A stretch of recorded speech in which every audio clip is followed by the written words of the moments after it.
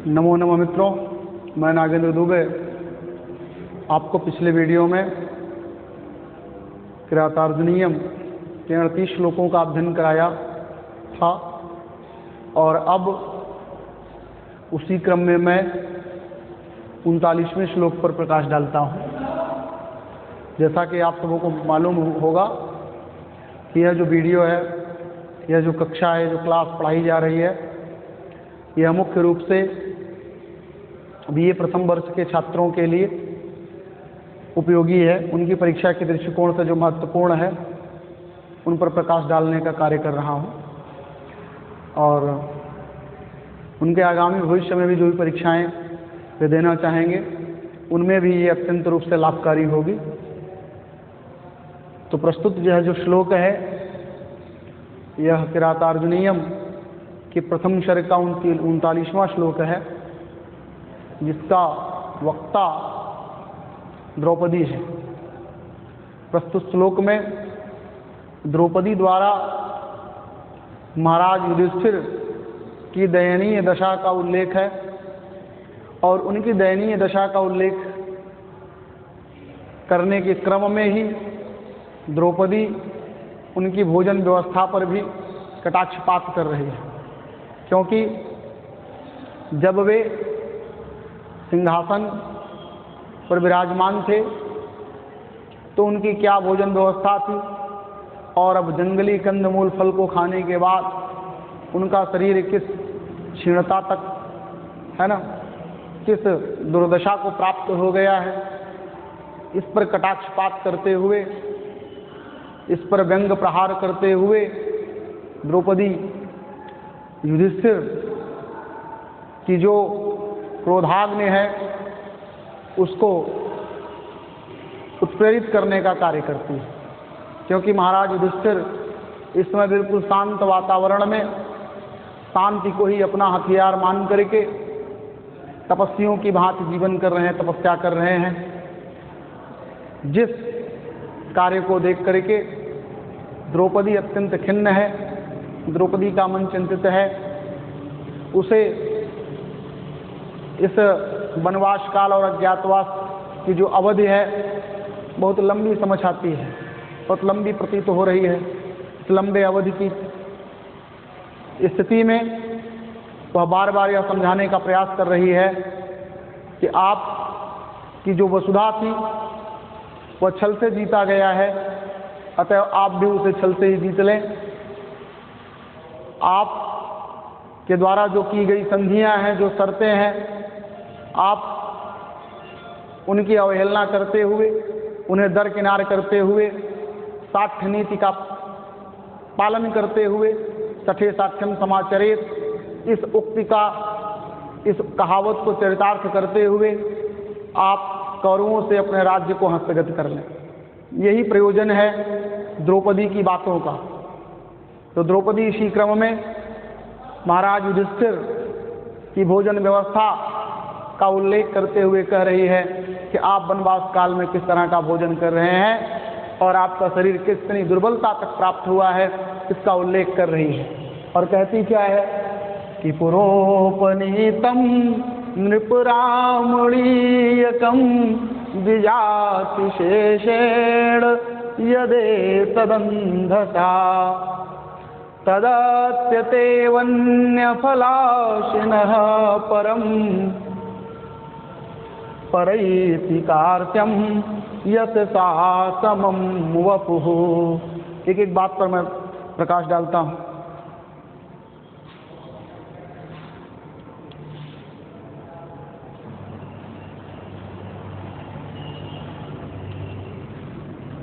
तो यहाँ पर ध्यान दें, द्रौपदी कह रही है कि नृप, ये संबोधनवाची पद है, हे महाराज, यद एतद अंधसा, तो यद एतद वपु, यहाँ से ले नृप, हे महाराज, यद, यह, एतद, एतद माने यह, यद माने जो, वपु माने शरीर। तो यह जो आपका शरीर पुरा माने पहले उपनीतम माने प्राप्त हो गया था। किसको? तो बोले रामणीयकम, रमणीयता को, मनोहरता को प्राप्त हो गया था। बोले नृप हे महाराज, यद माने जो, एतद माने यह, वपुः माने शरीर। तो एतद माने यह, वपुः माने शरीर, और यद माने जो। तो यह जो आपका शरीर, पुरा माने पहले, उपनीत, पुराधन उपनीतम बराबर पुरोपनीतम, आदि गुण से गुण संधि है। तो पुरा माने पहले, रामणीयतम उपनीतम, रमणीयता को, मनोहरता को प्राप्त हो गया था। अब प्रश्न था क्या करने से मनोहरता को प्राप्त हो गया था? तो इसका उत्तर दे रहे हैं कि द्विजाति शेषेण अंधसा, द्विजाति शेषेण अंधसा, द्विज, द्विज अर्थात ब्राह्मणों के भोजन के पश्चात बचे हुए, शेषेण माने शेष, अंधसा माने अन्न के द्वारा, यद माने जो, एतद वपुः माने यह शरीर, रामणीयकम है ना, उपनीतम, मनोहरता को प्राप्त हो गया था पूरा पहले। बात आप समझ में आई? कैसे मनोहरता को प्राप्त हुआ? तो इसका उत्तर नीचे है कि द्विजाति शेषेण यद एतद अंधसा, द्विजाति शेषेण माने ब्राह्मणों के द्वारा खाए हुए, खाने के बाद है ना, शेषेण माने शेष बचे हुए, अंधसा माने अन्न का भक्षण करने के कारण, है ना, एतद वपु यह आपका शरीर, पुरा माने पहले, रामणीयकम उपनीतम, रमणीयता को प्राप्त हो गया था, मनोहरता को प्राप्त हो गया था।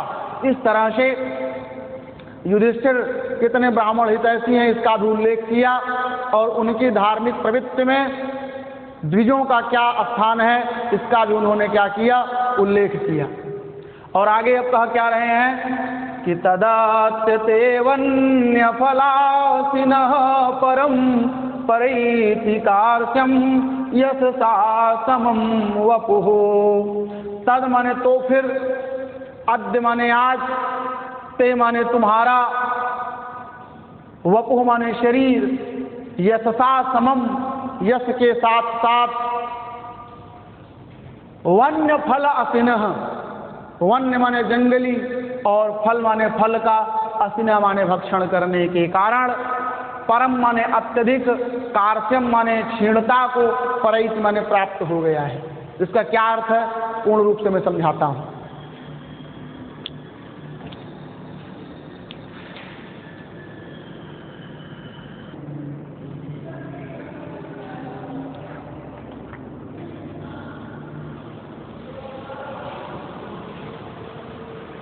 इस बात को फिर से समझने की कोशिश करिएगा। कह रही है कि नृप हे राजन, पुरा माने पहले, यद माने जो, एतद वपुः यह शरीर, रामणीयकम उपनीतम, रमणीयता को, मनोहरता को प्राप्त हो गया था। और कैसे प्राप्त हुआ तो उसका उत्तर नीचे लिखा है कि द्विजाति शेषेण अंधसा, द्विजाति, द्विजातियों के भोजन के बाद बचे हुए, अंधसा, अंधसा पद का क्या अर्थ है? तो अंधसा का अर्थ हुआ अन्न के द्वारा, उसका भक्षण करने से रामणीयकम उपनीतम, मनोहरता को प्राप्त हो गया था।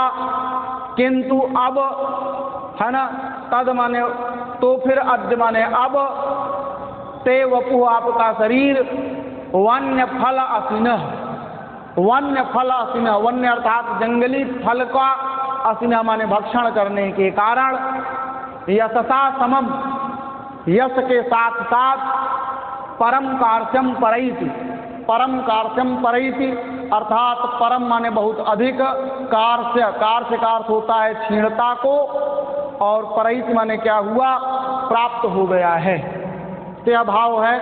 तो उसने यह बताने का प्रयास किया कि पहले आप के भोजन की क्या व्यवस्था थी और अब आपके भोजन की क्या व्यवस्था है। क्या इसमें आपको थोड़ा भी अंतर नहीं प्रतीत होता है? क्या आपके सुखों में कोई बदलाव नहीं हुआ है?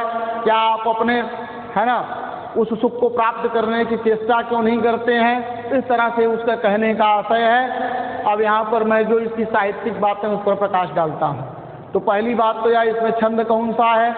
तो प्रिय विद्यार्थियों, आप जानते हो कि किरातार्जुनीयम के प्रथम सर्ग में वंशज छंद की प्रधानता है ना। कुल 46 श्लोक हैं। उन 46 श्लोकों में 1 से लेकर के 45, 43, 44 तक जो है वो वंशज छंद है, 45वें में पुष्पिताग्रा है और 46वें में मालिनी छंद है। तो अभी क्या है, यह जो आपका 39वां श्लोक है ये 44 श्लोकों के भीतर का श्लोक है, अतः इसमें वंशज छंद है। कौन सा छंद है? वंशज छंद है। वंशज छंद 12 वर्णों का होता है, उसमें कुल 12 वर्ण होते हैं, अर्थात एक चरण में 12 वर्ण पाए जाते हैं, जिसका लक्षण है जतौ तु वंशास्तमुदीरितं जरहु। जगण, तगण, जगण और रगण के क्रम से कुल कितने वर्ण आने चाहिए? तो 12 वर्ण आ जाएं, तो वहाँ पर कौन सा छंद होता है? वंशज छंद होता है। बात आपको समझ में आई?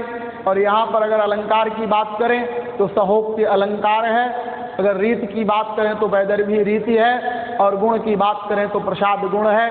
इस तरह से इसमें जो साहित्यिक बातें थी उनका विवेचन मैंने आपसे किया। अब मैं 40वें श्लोक पर प्रकाश डालता हूँ, जो कि इस प्रकार है।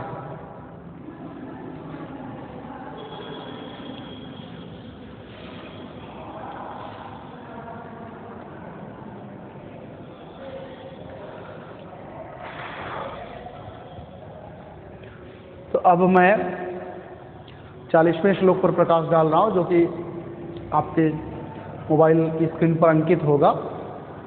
यहाँ पर ध्यान दीजिएगा।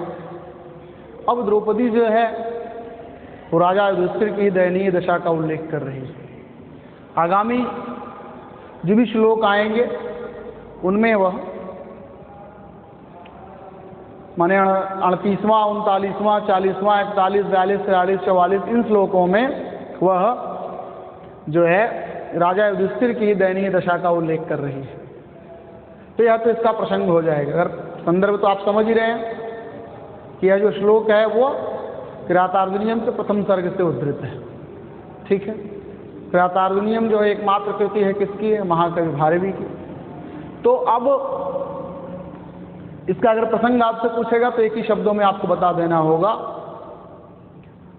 कि द्रौपदी जो है वह राजा युधिष्ठिर की दयनीय दशा का उल्लेख करते हुए है ना कह रही है, अनारतम यौमणिपीठ साइना वरंजयद्राज शिरः सजाम्रजः निषीदतस्तौ चरणौ वनेषु ते मृगाद्विजालूनशिखेषु बर्हिषाम्।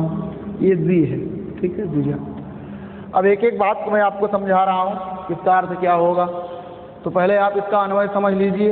तो अन्वय का उल्लेख करते हुए कह रहे हैं क्या कि मणिपीठ साइना अनारतम यौ चरणौ राज शिरः स्रजाम रजः अरंजयत ते तौ चरणौ मृगद्विज अलून शिखेषु बर्हिषाम वनेषु निषीदः। यहाँ यह समझाने का प्रयास किया गया कि एक समय आपका वह राजकीय वैभव, वह राजकीय विलास था कि आप आसन पर विराजमान थे और है ना एक पाद पीठिका पर आपके चरण रहते स्थापित रहते थे।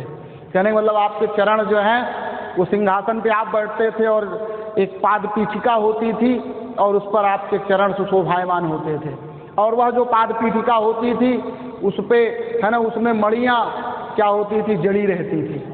और राजा लोग क्या करते थे? जो क्षेत्रीय राजा थे, आपके अधीनस्थ जो राजा लोग थे, वे आपको प्रणाम करने के लिए आते थे और प्रणाम करने के लिए जब झुकते थे तो उनके माला में जो पुष्प का पराग होता था है ना उससे आपके पैर जो है पूरे पूरे क्या हो जाते थे? रंग जाते थे। तो वह लालिमा आपके पैर में सुशोभायमान होती थी। परंतु आज भी आपका पैर वैसा ही लाल है, परंतु आज वह राजकीय वैभव, वह विलास नहीं है, अपितु आप है ना ब्राह्मणों और हिरणों के द्वारा खाए गए जो कुसा है उसके अग्रभाग अर्थात कुसाओं के वन में विचरण कर रहे हो नंगे पांव, इससे आपके पैरों में क्या आई है, लालिमा आ गई है, कितना अच्छा सुख आपका है। यह एक प्रकार का व्यंग जो है वो कसती है कौन, द्रौपदी।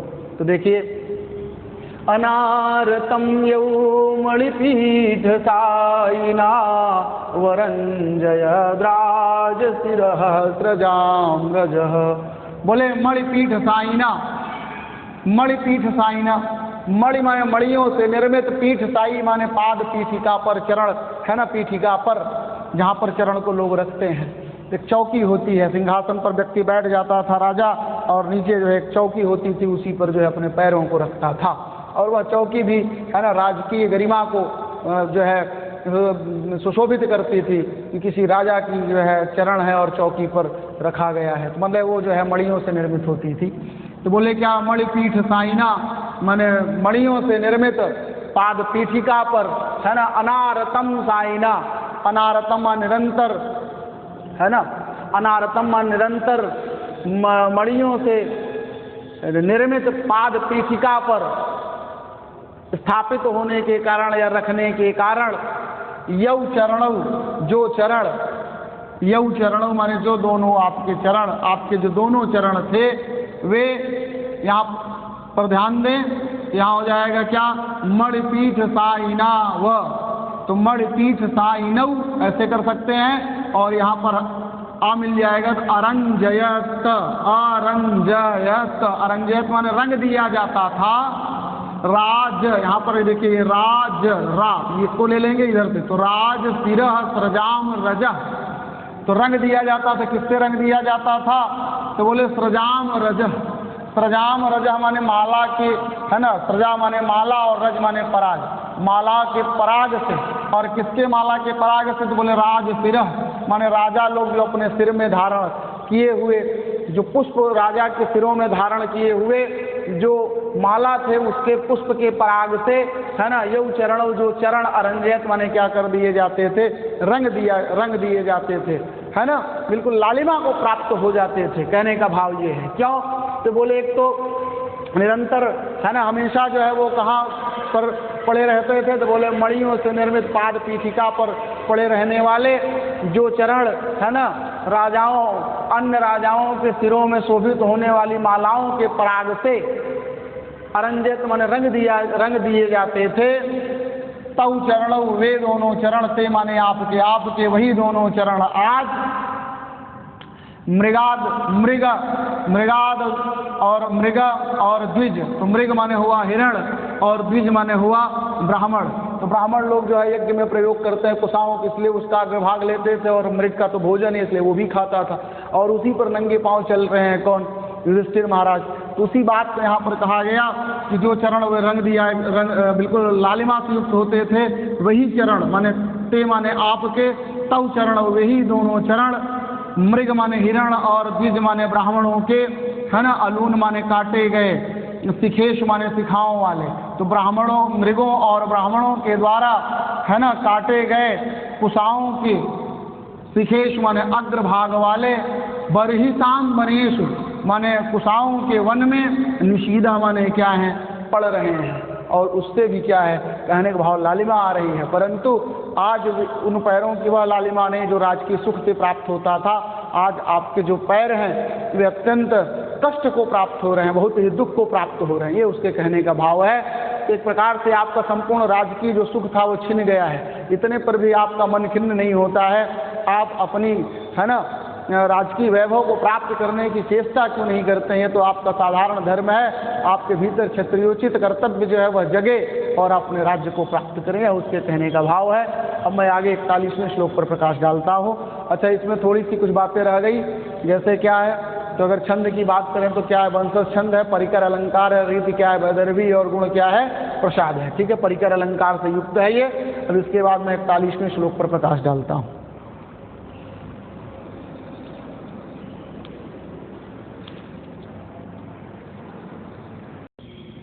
तो प्रिय विद्यार्थियों, अब मैं 41वें श्लोक पर प्रकाश डालता हूँ, जिसमें द्रौपदी जो है अब वह इस बात का उल्लेख कर रही है कि महाराज आपको जो कष्ट मिला है वह दैव निर्धारित नहीं है, सौभाग्य आधारित नहीं है, अपितु शत्रुओं के द्वारा प्राप्त दुख है, जिसमें विधाता का कोई दोष नहीं है।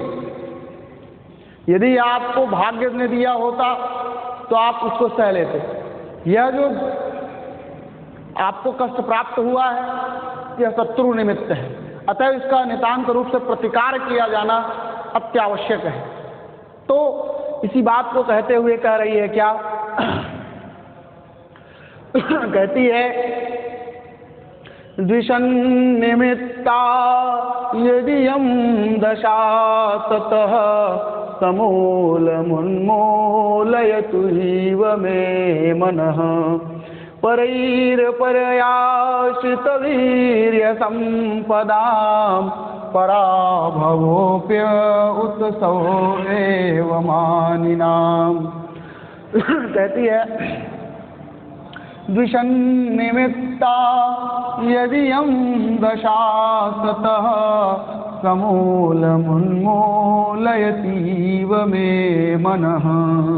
फिर आगे समझाते हुए कह रही है कि परैः परयासित वीर्य संपदां पराभवोऽपि उत्सव एव मानिनाम्।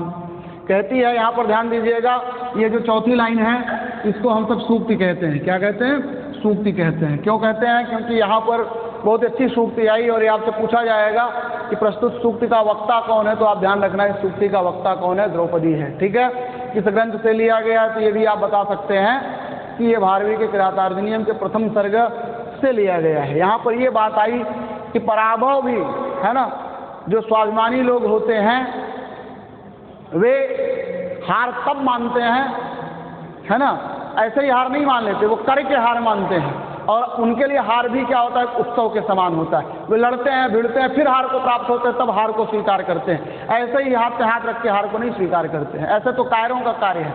जो स्वाभिमानी होता है, जिसके भीतर है ना सत्व होता है, वह प्राणी जो है क्या करता है? किसी कार्य को सुन करके हार नहीं मान लेता है। वह क्या करता है? वो पहले लड़ता है, फिर लड़ने के बाद अगर हार को प्राप्त होता है तो हार भी उसके लिए एक उत्सव के तुल्य होती है। वो उस हार को भी एक उत्सव के रूप में देखता है। यह जो है बात बताई गई। ठीक है, यह सूक्ति है और इसका वक्ता द्रौपदी है और इसका भाव जो था मैंने आपको बताया। आगे ध्यान दें, द्रौपदी कहती है कि द्विषन्निमित्ता यदि यं दशा ततः समूलमुन्मूलयतीव मे मनः। बोले इयम दशा, यद इयम, इयम यहाँ पर ध्यान दें, यदि इयम दशा तो इयम दशा है ना, यद माने जो, यह जो इयम, इयम माने यह, जो दशा माने दशा, यह जो दशा आपकी है वह दिशन निमित्ता, दिशत अर्थ शत्रु और शत्रु निमित्त माने कारण। तो इसके कारण कौन है? शत्रु है, अर्थात ये शत्रुओं के कारण यह आपकी दशा हुई है। तथा इसलिए मैं मनः, मेरा मन, समूल माने मूल के सहित, उन्मूलयितु माने हो रहा है, इव माने मानो, समूल माने मूल के सहित, उन्मूलयितु माने उखड़ा सा रहा है, उखड़ सा रहा है। इव, इव माने मानो, यहाँ उपेक्षावाची है। कहती है कि इयम दशा, यह इयम यद दशा, इयम माने यह और यद माने जो, तो यदि यम तो इयम यद, यद जो, इयम माने यह दशा, यह जो दशा आपकी है वह दुषण निमित्ता, उसके निमित्त, उसके कारण शत्रु है, अर्थात शत्रुओं के कारण यह दशा आपको प्राप्त हुई है। भाग्य ने आपको यह दुख नहीं दिया है। यह जो दुख आपको प्राप्त हुआ है किसके द्वारा प्राप्त हुआ? तो शत्रुओं के द्वारा प्राप्त हुआ है। तथा इसलिए मैं मन, यह जो मेरा मन है वो समूल उन्मूलयितु, समूल माने पूरा जड़ से, उन्मूलयितु, इव, इव माने मानो, उन्मूलयत माने उखड़ सा रहा है। पूरा मेरा मन जो है वो क्या है? उखड़ सा रहा है। बात समझ में आई? और आगे फिर कह रहे हैं क्या कि परैः परयासित वीर्य संपदाम, परैः अपर्यासित वीर्य संपदाम। बोले परैः माने शत्रुओं के द्वारा, पर्यासित माने विनष्ट और अपर्यासित माने विनष्ट ना कर देने वाली, वीर संपदा माने पराक्रम रूपी संपदा वाले, मानी नाम माने स्वाभिमानियों के लिए, पराभव अपि, पराजय भी, उत्सव एवं उत्सव के समान ही होता है। फिर से समझें, कह रहे हैं क्या, परई हमारे शत्रुओं के द्वारा अपर्यासित, शत्रुओं के द्वारा अपर्यासित, शत्रुओं के द्वारा विनष्ट ना होने वाली, है ना, शत्रुओं के द्वारा विनष्ट ना कर देने वाली वीर संपदा माने हुआ कि वीर माने पराक्रम रूपी संपदा वाले और मानी नाम माने स्वाभिमानियों के लिए तो पराभव अपि, माने पराभव भी, पराजय भी जो है वो उत्सव है, वह उत्सव ही होता है। किस कैसे स्वाभिमानियों के लिए, बोले परई माने शत्रुओं के द्वारा जिनकी वीर संपदा, जिनकी पराक्रम रूपी संपत्ति अपर्यासित माने कभी नष्ट नहीं की जा सकती है, ऐसे स्वाभिमानी लोग जिनको आज तक शत्रु हरा नहीं पाए, अगर वे हार भी गए तो उनके लिए हार भी क्या होता है, एक उत्सव है, उत्सव के तुल्य होता है। बात आप समझ में आ गई। तो इस तरह से जो है ये द्रौपदी जो है बहुत अच्छी बात कही कि यहाँ पर ध्यान देना, ये सूक्त अगर पूछेगा तो आप बता सकते हैं, इसका संदर्भ लिखेंगे, फिर अर्थ लिखेंगे, फिर उसकी व्याख्या करेंगे, और संदर्भ लिखिएगा प्रस्तुत सूक्ति हमारी, है ना, प्रस्तुत सूक्ति जो है वो महाकवि भारवी प्रणीत किरातार्जुनीयम के प्रथम सर्ग से उद्धृत है, जिसमें द्रौपदी जो है वह युधिष्ठिर को समझाते हुए कह रही है कि ऐसे पराक्रम संपदा, ऐसे पराक्रम रूपी संपदा वाले, है ना, मान स्वाभिमानी लोग जिनकी पराक्रम रूपी संपदा कभी शत्रुओं ने विनष्ट नहीं की, यदि वे कभी, है ना, एकाध युद्ध में अगर उनको पराजय भी प्राप्त हो जाए, पराभव भी प्राप्त हो जाए, तो अभी उत्सव ही होता है, वह उनके लिए शोक का विषय नहीं होता है। और आपको जो ये दुख प्राप्त हुआ है, या इसमें कोई भाग्य का दोष नहीं है, विधाता ने आपको नहीं दिया, यह ग्रह नक्षत्रों से प्राप्त नहीं है, अपितु दिशन निमित्ता, यह तो शत्रुओं के द्वारा इयम दशा या आपकी दशा है, तथा इसलिए मैं मनः समूलम उन्मूलयितुः, इसलिए मानो मेरा यह जो मन है वो मूलता माने पूरा पूरा जड़ से एकदम क्या है उखड़ा जा रहा है, अर्थात पूरा मन जो है मेरा वह बिल्कुल छिन्न भिन्न होता जा रहा है, और नष्ट ना होने वाली जो पराक्रम रूपी जो संपदा वाले स्वाभिमानी लोग हैं उनके लिए तो पराजय भी क्या होता है, हार भी जो है वो उत्सव के तुल्य ही होता है। यह इसका भाव रहा। और प्रस्तुत श्लोक में अगर आप जो है छंद की बात करें तो कौन सा छंद है, तो वंशस्थ छंद है, और इसमें रीति जो है वो कौन से, वैदर्भी रीति है, और गुण जो है वो क्या है, प्रसाद गुण है। तो अब मैं 42वें श्लोक पर प्रकाश डालता हूँ जो इस प्रकार है।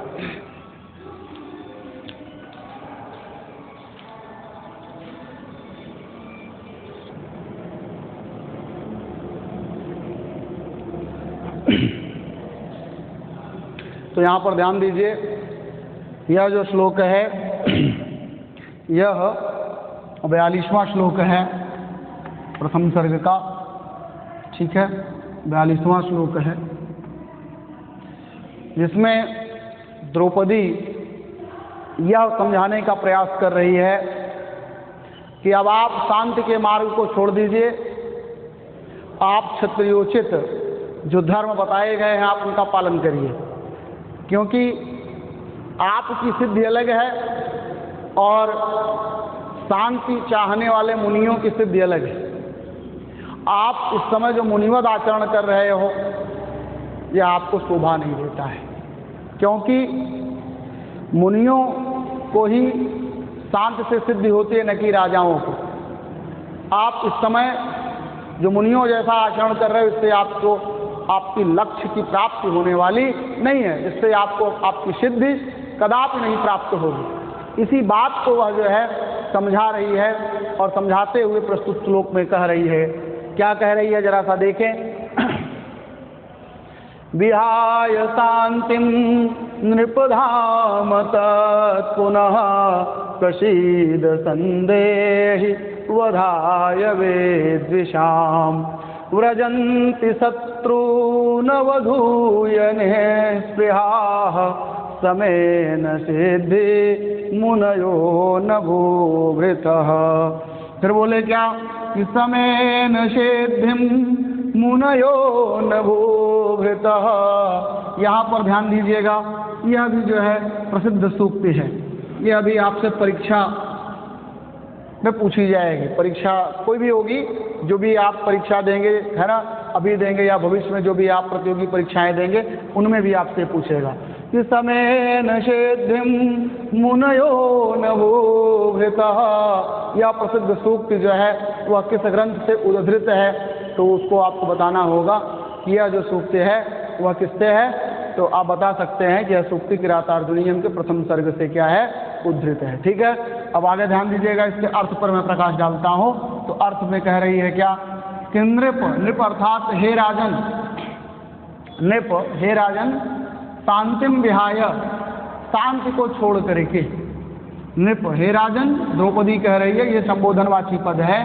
हे राजन, शांतिम विहाय, शांति को छोड़ करके। जो आप इस समय सत्मार्ग और किस मार्ग को? शांति के मार्ग को अपना लिए हैं, ऐसे शांति के मार्ग को छोड़ करके विद्विषाम वधाय, विद्विषाम वधाय। तो विद्विषाम वधाय इसका अर्थ हुआ कि विद्विषाम माने शत्रुओं के, वधाय माने वध के लिए, है ना। पुनः माने फिर से,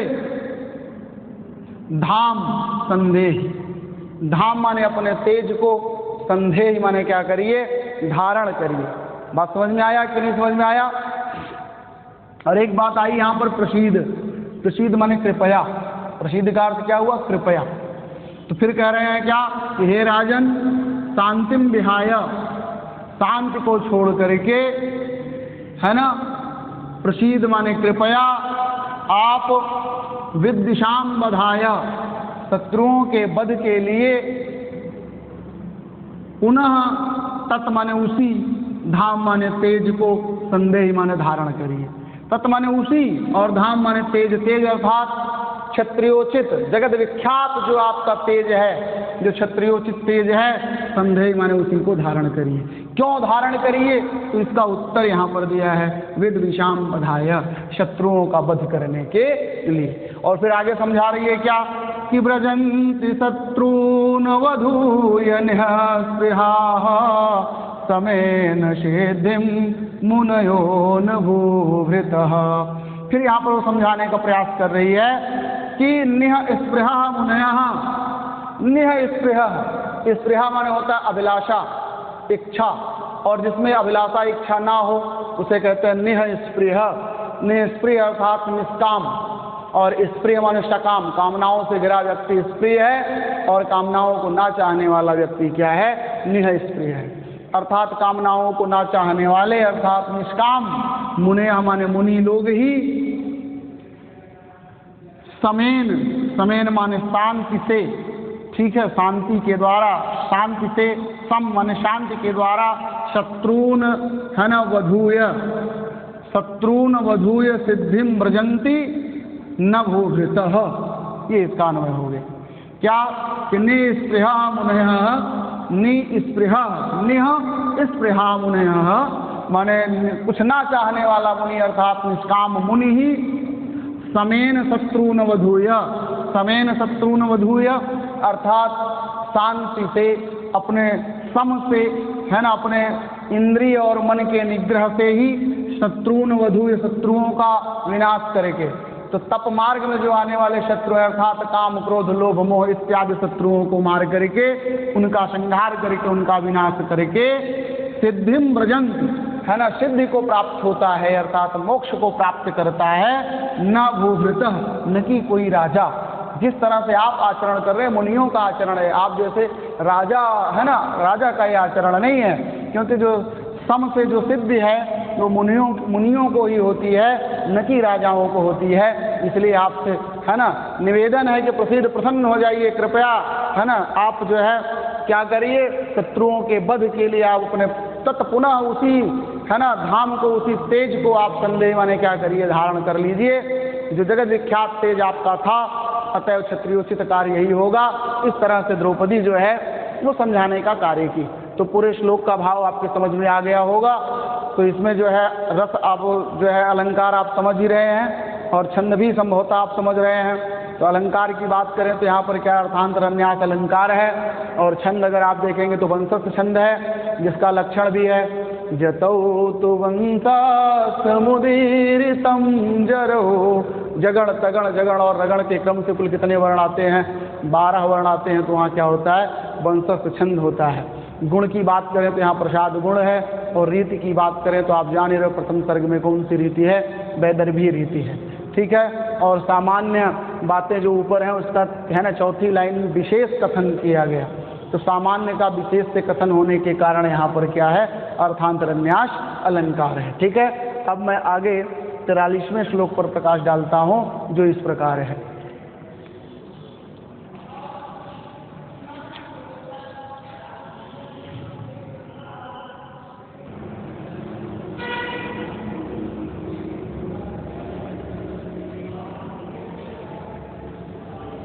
प्रस्तुत श्लोक में द्रौपदी जो है वह स्वाभिमानित्व की बात करती है कि संसार में सबसे बड़ी वस्तु अगर कुछ है तो स्वाभिमान की रक्षा करना, क्योंकि स्वाभिमान की रक्षा स्वाभिमानियों के लिए सबसे बड़ा कर्तव्य है।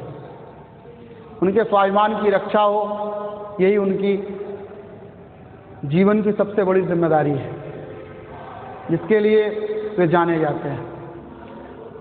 तो विद्यार्थियों, जैसे कुछ लोग हैं जो अपने बुरे कर्मों से ही विख्यात हैं, कुछ लोग हैं अपने अच्छे कर्मों से विख्यात हैं। तो कहने का मतलब वह व्यक्ति है जिसमें दुर्गुण जो है आश्रय पाता है। ऐसे भी कुछ व्यक्ति हैं जिनमें सद्गुण आश्रय पाते हैं। जैसे गांधी जी थे, तो उनको पा करके अहिंसा जो है वो क्या हुई, सुशोभित हो गई, है ना। जैन धर्म के महावीर स्वामी थे, उनको पा करके जो है अहिंसा क्या हुई, आश्रयवती हो गई, उसको एक आश्रय मिल गया, बेसहारा नहीं सहारा वाली हो गई। तो कहने का मतलब ये है कि प्रत्येक गुण जो है वो अपने लिए आश्रय खोजते हैं। तो अगर स्वाभिमानी लोग ही स्वाभिमान की रक्षा नहीं करेंगे, तब तो स्वाभिमानिता बेचारी क्या हो गई, बेसहारा हो गई, अर्थात अब उसे सती हो जाना पड़ेगा, वो मर जाएगी। बात आपको समझ में आई? यह बात द्रौपदी समझाने की चेष्टा कर रही है। आप जैसे स्वाभिमानी लोग अगर स्वाभिमानिता की रक्षा नहीं करेंगे तो बेचारी स्वाभिमानिता की क्या होगी। अब बात समझ में आया कि नहीं? इसी संबंधित इसी तरह का एक भाव और मैंने पढ़ा था जो है मृक्षकटिकम में, और मृक्षकटिकम में जो है दरिद्र को, है ना, माने निर्धनता को जो है षष्ठम महापातकम, छठा महापातक बताया गया है। तो उसमें जो है उसका नायक जो चारुदत्त है वो कहता है कि ठीक है, यदि मैं धनवान ही अगर हो जाऊं तो इस बेचारे निर्धन का क्या होगा, जो सदैव मेरे साथ ही रहता, उसका वो मेरे शरीर पे ही आज डेरा डाले हुए है।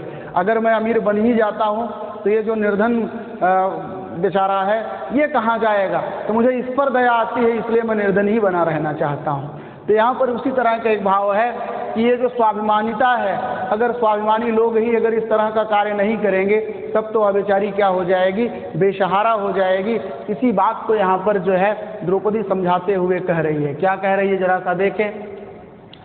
पुरशराधामवतां यशोधनाः सुदोषहं प्राप्य निकारमीदृशम् भवादृशाश्चेदधिकुर्वते रतिं निराश्रयाहन्त हतामनश्विता।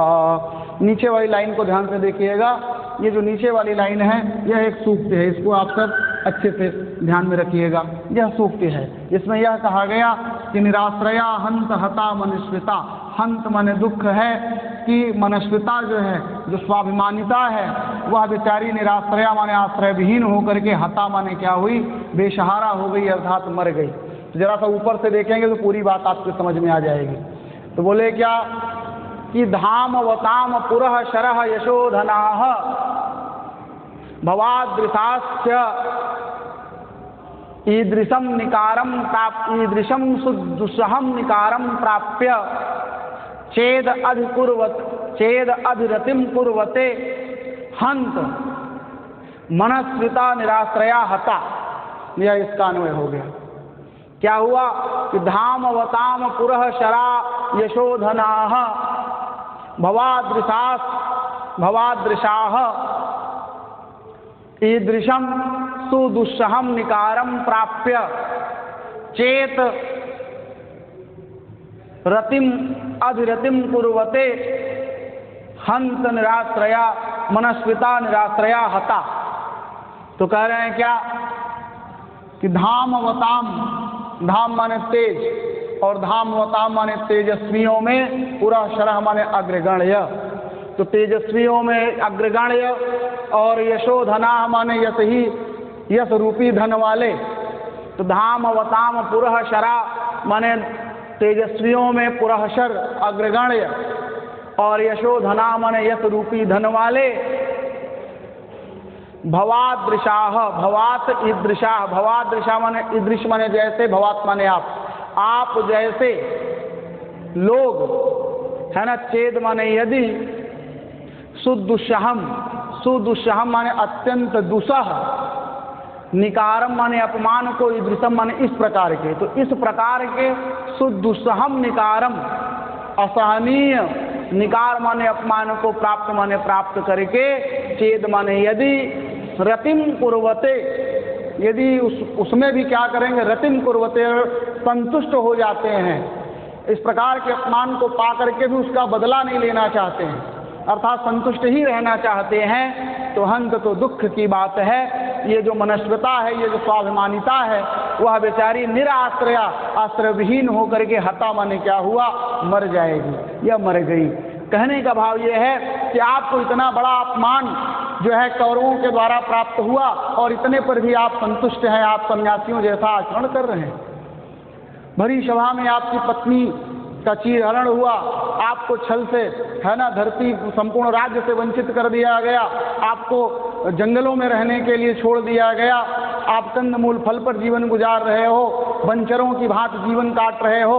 इस तरह के अपमान को पाकर के भी आप संतुष्ट हैं। धन्य है आपका क्या धीरज है ना, जो टूटता नहीं है। अरे अब तो टूट जाना चाहिए, अब तो आपके भीतर क्षत्रियोचित जो तेज है वह जग जाना चाहिए। इसी बात को उसने कहा कि धाम अवताम अर्थात तेजस्वियों में पूरा सरा माने जो अग्रगण्य है, और यशोधना माने यश के जो धनी हैं, ऐसे आप होकर के ईदृशम निकारम, इस प्रकार के सुदुषहम निकारम, निकार माने अपमान, और सुदुषो माने जो है अत्यंत दुसहनीय अपमान को प्राप्त करके भी, भवादृशास आप जैसा व्यक्ति यदि रतिम कुर्वते, यदि संतुष्ट हो जाता है, तो निराश्रया हंत हता मनुष्यता, तो निश्चित रूप से जो स्वाभिमानिता है वह आश्रयविहीन होकर के क्या हुआ, मर गई। तो इस तरह से आप ध्यान रखिएगा। ये जो श्लोक है निराश्रया हंत हता मनुष्यता, यह जो है ये क्या है, ये सूक्ति है। बात आपको समझ में आ गई। अब आपसे प्रश्न पूछेगा कि सूक्ति का वक्ता कौन है, तो ध्यान देना, इस सूक्ति का वक्ता जो है वो कौन है, द्रौपदी है। बात समझ में आया। यहाँ पर धामवताम पद का क्या अर्थ है, धामवताम पद का अर्थ है तेजस्वी, ठीक है। और ध्यान रखना निकार, तो निकार पद का क्या अर्थ है, तो निकार का अर्थ होता है क्या, अपमान। बात आप समझ में आ गया, ठीक है। और इसी तरह से यशोधनाह, यशोधनाह में जो है, तो इस तरह से ध्यान दीजिएगा। अगर कहीं पूछेगा निकार पद का क्या अर्थ है, तो निकार पद का अर्थ है क्या, अपमान।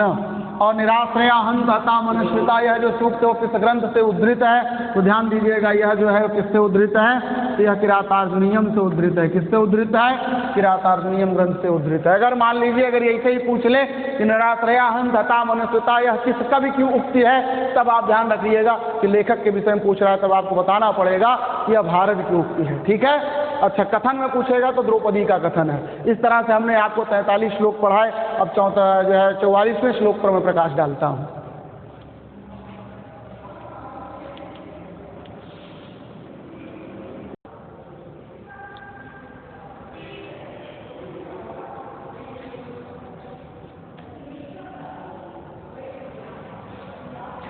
प्रस्तुत श्लोक जो है ये 44वां श्लोक है प्रथम सर्ग का। इसमें जो है द्रौपदी इस बात को समझाती है कि आपका कार्य जो है वो प्रजानुरंजन है, प्रजा का पालन करना है, और आप शांति, तप, इस तरह के जो मार्ग को अपना लिए हैं, ये आपको रंच मात्र शोभा नहीं देता है। क्योंकि मर्यादा और वैभव की रक्षा के लिए ही क्षत्रिय जन्म लेता है, और आप मर्यादा और वैभव की रक्षा में क्या है, असफल प्रतीत हो रहे हैं। आप उसके लिए हिम्मत और साहस नहीं जुटा पा रहे हैं। तो आखिर यह किस तरह की कायरता है, और यह कायरता आपने रंच मात्र जो है वह शोभा नहीं देती है। अच्छा, और फिर जो है एक इस प्रकार का व्यंग जो है, एक अनूठा व्यंग जो है वो क्या करती है द्रौपदी, वह युधिष्ठिर पर छोड़ती है। ध्यान रखिएगा, पत्नी के व्यंग को प्राप्त करके पति यदि सही रास्ते पर आ जाता है, तो वहाँ पर पत्नी जो है वास्तव में उसकी गुरु तुल्य होती है। और अन्य माने आपको ऐसे बहुत सारे विद्वान देखने को प्राप्त होंगे जिनके सन्मार्ग का प्रेरक जो है वो उनकी पत्नी ही थी। तो यदि इसी क्रम में अगर हम देखें तो युधिष्ठिर को सन्मार्ग पर लाने का जो कार्य कर रहे हैं, उनको क्षत्रियोचित मार्ग पर लाने का जो कार्य द्रौपदी के भीतर हम आप देख रहे हैं, इससे सिद्ध होता है कि द्रौपदी एक आदर्श क्षत्राणी है। अच्छा, आप दूसरी ओर आप इस पद पर ध्यान दीजिएगा, यहाँ पर जो है वह बहुत ही क्लिष्ट शब्द, बड़े ही कठोर शब्दों में जो है युधिष्ठिर को अपमानित करते हुए कह रही है कि यदि आपके भीतर पुरुषार्थ की चुनौती नहीं है, आप पुरुषार्थ नहीं कर सकते हो, तो फिर अब आप यहीं पर जटा धारण करो और आग में क्या करो, हवन डाल करके, है ना, देवताओं को प्रसन्न करो। तो जरा सा देखें तो कह रही क्या, अथ क्षमामेव निरस्त विक्रमः चिराय परयेति सुखस्य साधनम् विहाय लक्ष्मीपतिलक्ष्मकारमुखं जटाधरः संजुधीह पावकम्। यह भी जो है ना, यह भी एक सूक्ति है, यह भी एक सूक्ति है। इसका भी वक्ता कौन है? तो द्रौपदी है। किस ग्रंथ से है? तो किरातार्जुनीयम से। किसकी उक्ति है? तो द्रौपदी की उक्ति है। द्रौपदी नहीं है तो किसका है ना? तो भारवी जी के, भारवी जी ऐसे कह सकते हैं। तो जरा सा देखें तो कहा क्या रही है, अथ क्षमामेव निरस्त विक्रमः चिराय परयेति सुखस्य साधनम् विहाय लक्ष्मीपतिलक्ष्मकारमुखं जटाधरः संजुधीह पावकम्।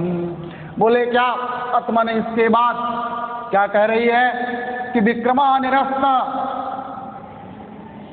विक्रम मर्यादा, विक्रम माने पुरुषार्थ, पौरुष, पराक्रम को अगर आप त्याग करके क्षमाम एव सहनशीलता को ही, चिराय माने दीर्घ काल तक के लिए, सुखस्य साधनम परयेष यदि सुख का साधन समझते हैं तो फिर से आप समझें।